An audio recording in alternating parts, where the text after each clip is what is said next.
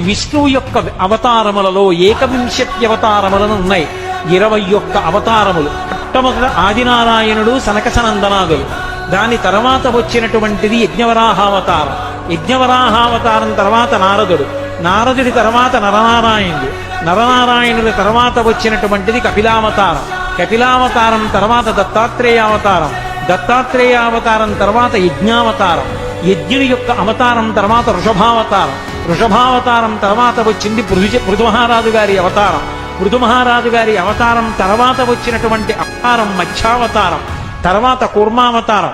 తర్వాత ధన్వంతరి. తర్వాత మోహిని. తర్వాత నరసింహుడు. తర్వాత వామనమూర్తి. తర్వాత పరశురాముడు. తర్వాత రాముడు. తర్వాత రామచంద్రమూర్తి. తర్వాత బలరాముడు. బలరాముడి తర్వాత కృష్ణ భగవానుడు. కృష్ణ భగవానుడి తర్వాత ఏకకాలంలో 2 అవతారాలు ఉంటూ ఉండొచ్చు వీటిల్లో. కృష్ణావతారం. కృష్ణావతారం తర్వాత బుద్ధావతారం. బుద్ధావతారం తర్వాత కల్కి అవతారం.